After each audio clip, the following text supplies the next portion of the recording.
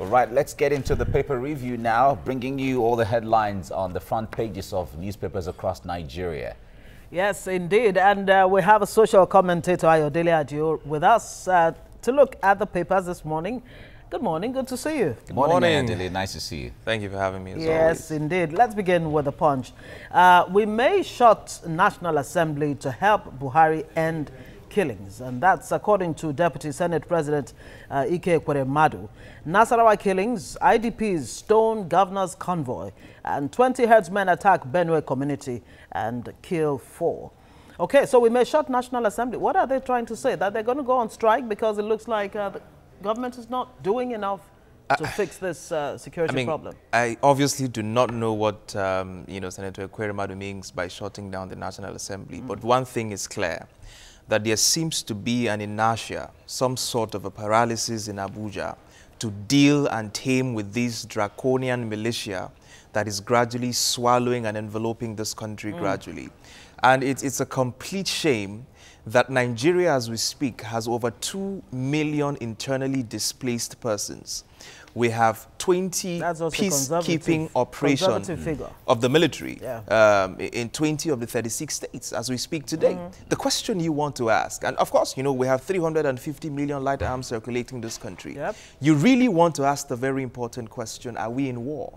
And if we are in war with ourselves, what kind of response are we getting from the state actors, particularly the leaders in which we've elected to govern and protect us? Well, somebody said not too long ago that Nigeria is at war against itself, because that's what it seems to him. It's unbelievable. All right, moving on. Theresa May asks Nigeria and others to revoke anti-same-sex laws. Says the law is old-fashioned, it's passé, more or less, and with an incentive too, that she will help any country that decides to scrap the law. We've had this story before. I mean, exactly. I mean, the West would always push their own agenda and foreign policy objectives, whatever you like.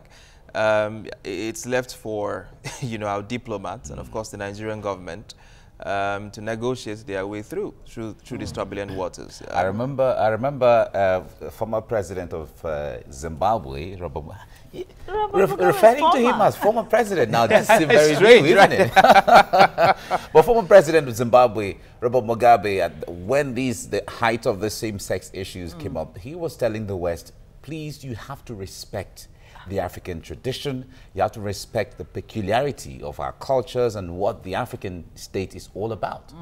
Oh, yes, according to Theresa May, it's important to protect the human rights of everyone. Of course, we do that.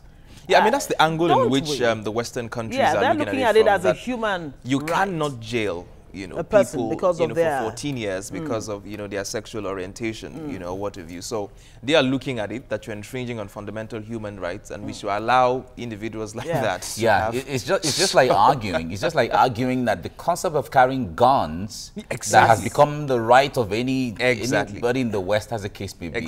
And it's peculiar to them. And it's not wrong. Okay, let's quickly move on. There are still other stories. We'll just breeze through. Falaye visits Obasanjo, says Buhari has failed. Visa applicant gets 3-year jail term for lying about marital status. And of course, lopsided appointments. Buhari's government not responsive, says reps. Okay, let's move to the nation now. Killings, sack service chiefs now. Senators tell Buhari a death toll hits 70 in Nasarawa. Troops kill 4 suspected herdsmen in Benue. And I never collected monies from anywhere, says Secondus. That's the chairman of the PDP. Tinubu, party supremacy for its sake is nothing. And abductors free Otun Olubadan's twins. And we heard about 10 million naira was paid. But I'll make you comment just on this one. Nigeria's economy to grow by 2.1%, says IMF.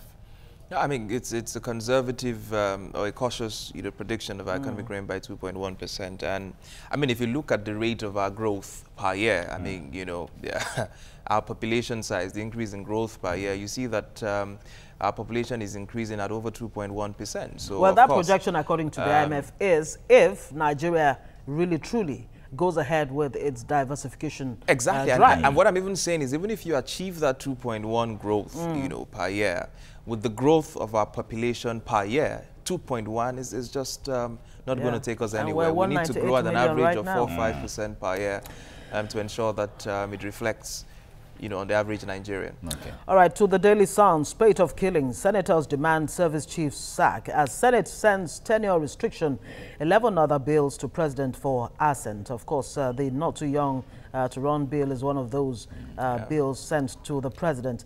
Tinubu opposes supremacy of party leaders. IMF warns Nigeria over foreign debt.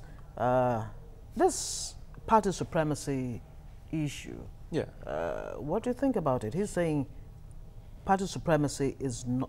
Okay, he opposes supremacy of party leaders. Okay, that seems to make some sense. It makes a little bit of sense. Yeah. And Falaye to Buhari, don't contest, you have failed. Has Buhari truly failed? Well, I mean, let the numbers speak for themselves. What are the numbers saying? I mean, let's look at the numbers, and people can decide by that. If 7.5 million people have lost their jobs in 2 years, if inflation is at 14%, and above. No, it's going down to, it's gone down to 13.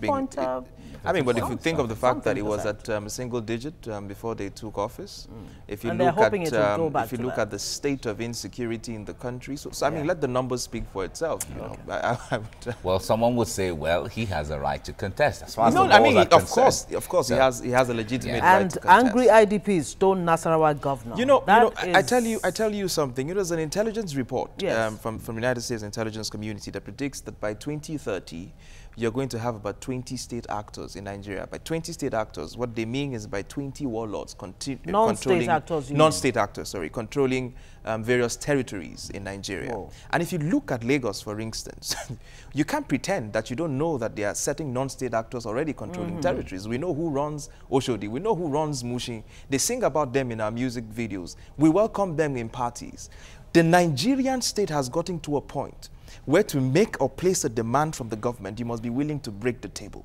We have continued to reinforce a behavioral pattern that says that you must bring down the roof for the government to listen to you. And it's a very, very dangerous path that we are going in. It truly is. I'm afraid for where we're headed as a country. I really hope we can come back from the precipice, really because sad. that seems to be where we're headed. It's really sad. Let's move to the Vanguard now. Why I wouldn't write my own autobiography.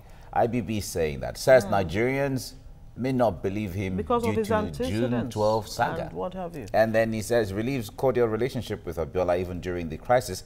And a young Nigerian in the mold of Awolowo is Zik, Amadou Bello, OBJ must lead in 2019. He's insisting on the fact that someone young has to take over the reins of government. Oh yes, I mean, I would read an IBB's book if he tells us, answer certain questions that we all want to know.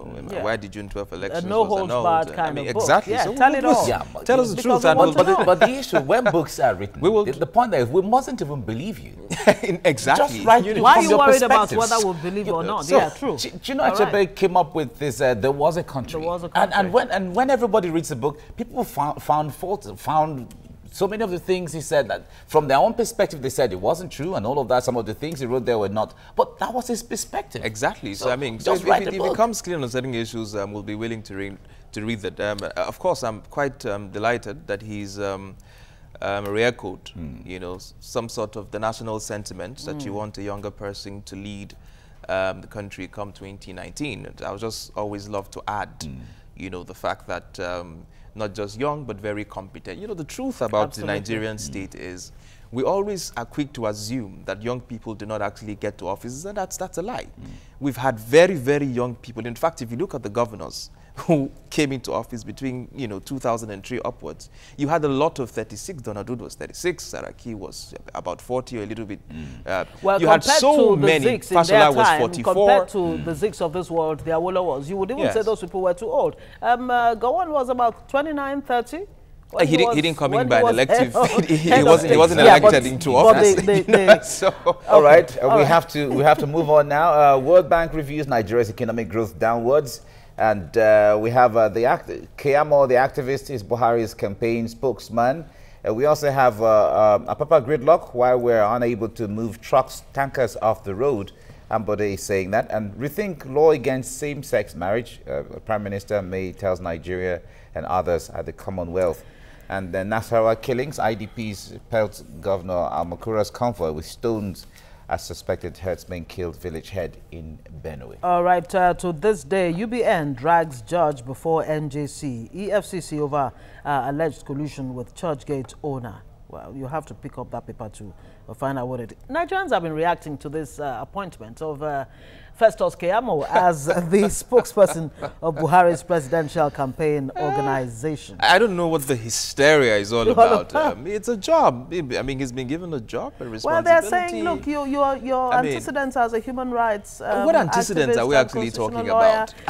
Why are you going to speak for a government that is seen to not uphold the rule of law? You know, things like that. I mean, listen, I think we always confuse when we say the antecedents of a man or the character of a man or the integrity of a man or the morality of a man. I think we always confuse these things, you know, every now and then. What is morality anyway? Can you define morality? The entire evangelical establishment in the United States of America, who have consistently argued on family values as long as the Republican Party has lived, are solidly behind a certain President Donald Trump, who has been revealed to have ceaseless extramarital affairs. And yet they're behind him. So what is morality? There you go, there you go. And finally, you won't be lucky if oil plunges again. IMF warns Nigeria. They're saying there are no guarantees that oil will continue to go up. As a matter of fact, oil price globally is going to go down. For now, it's around. All right, Ayodele Adio, thank you very much for coming.